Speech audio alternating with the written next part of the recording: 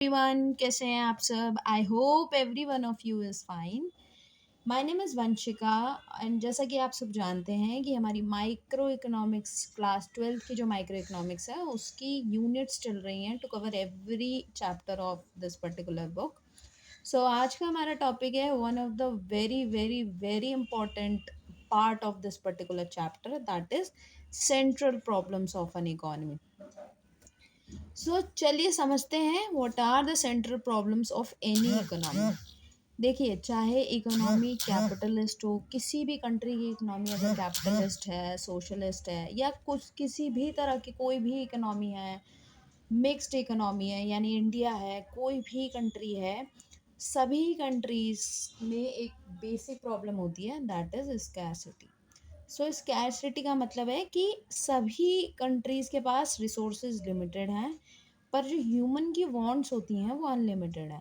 और इसी वजह से क्या होता है कि सभी को ये प्रॉब्लम फेस करनी पड़ती है।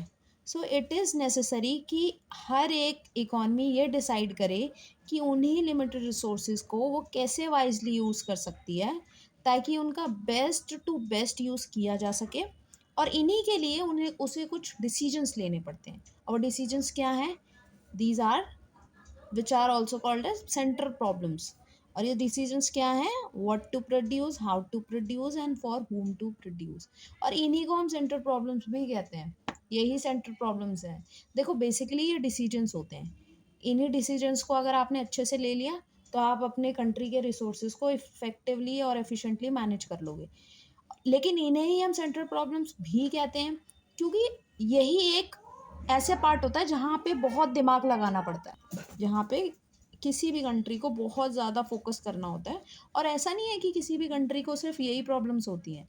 बेसिकली ये कॉमन प्रॉब्लम्स हैं। यहाँ पे देखिए, एक लाइन लिखी है, these problems are called central problems because these are the most basic problems of an economy and all other problems revolve around them.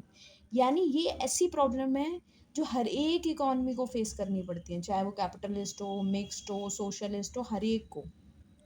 इसीलिए अगर किसी भी इकॉनमी ने अगर अपने इन डिसीजंस को अच्छे से ले लिया तो बाकी अदर प्रॉब्लम्स भी उसकी कहीं ना कहीं जो इनसे एसोसिएटेड ही होती हैं वो भी धीरे धीरे रिजॉल्व होने लगती हैं।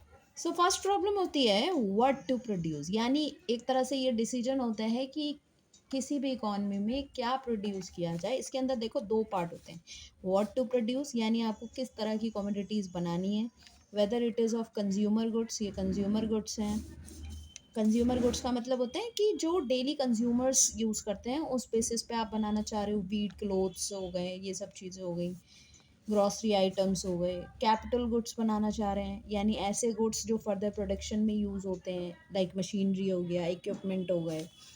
या फिर आप अलग और किसी टाइप के वॉर गुड्स बनाना चाह रहे हो यानी डिफेंसिव गुड्स बनाना चाह रहे हो, इस टाइप के गुड्स हैं। और अगर आप कोई भी गुड्स इनमें से डिसाइड करते हो तो कितनी क्वांटिटी में वो आपको बनाना है, ये भी डिसीजन इसी के अंदर लिया जाता है। इसी वजह से इस प्रॉब्लम को या इस डिसीजन को what to produce and in what quantity to produce ये भी कहा जाता है।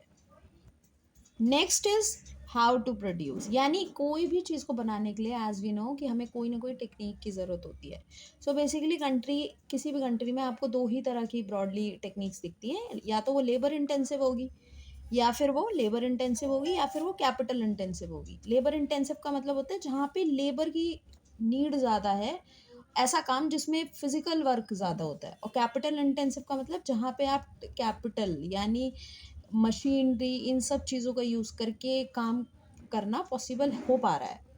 अब कंट्री को ये भी डिसाइड करना होता है कि उसकी कंट्री में क्या चीज़ चीपर यानी सस्ते सस्ते प्राइस में अवेलेबल हो पा रही है। लाइक इंडिया में लेबर चीपली अवेलेबल हो जाते हैं, इसीलिए इंडिया के लिए बेनिफिट होगा कि वो लेबर इंटेंसिव टेक्निक को चूज़ करे, क्योंकि वहाँ पे उसको कम इन्वेस्टमेंट करके भी ज़्यादा वो प्रोडक्शन कर सकती है और अच्छे पॉसिबल आउटकम पे।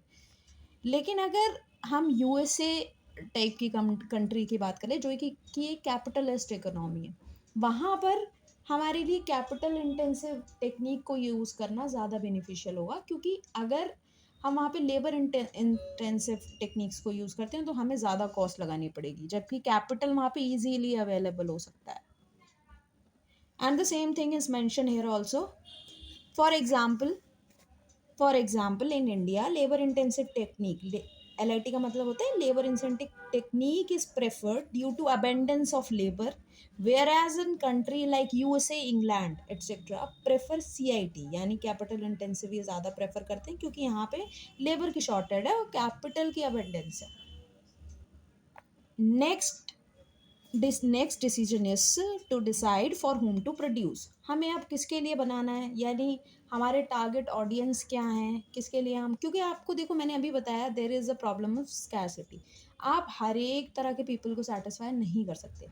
सो यू हैव टू सेलेक्ट कि आपके टारगेट ऑडियंस क्या हैं. यहाँ पे आपको distribution of produce goods and services जो आपने बनाई हैं किसी भी कंट्री के विद इन द कंट्री जो बनी है उनको कैसे डिस्ट्रीब्यूट करना है, किन को डिस्ट्रीब्यूट करना है, यानी selection of the category of people who will ultimately consume the goods, या चाहे वो प्रोड्यूस, हाँ, whether to produce goods for more poor and for less rich और मोर रिच वगैरह टाइप के, कि आपको ज़्यादा गरीब लोगों के लिए बनाना है या अमीरों के लिए बनाना है.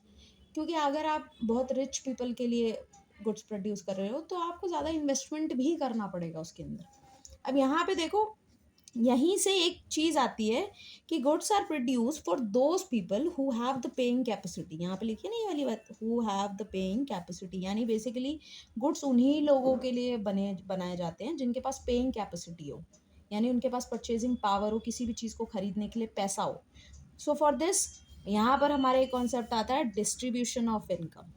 यहाँ पे हमारे को डिस्ट्रीब्यूशन ऑफ इनकम का कॉन्सेप्ट आता है कि अगर किसी कंट्री में प्रॉपर और इक्वल डिस्ट्रीब्यूशन ऑफ इनकम है तो उस कंट्री के टारगेट ऑडियंस ज़्यादा होंगे, वहाँ के लोगों की पेइंग कैपेसिटी ज़्यादा होगी और वहाँ पे आप लोग ज़्यादा से ज़्यादा लोगों को सेटिस्फाई भी कर पाओगे because they are able to पे.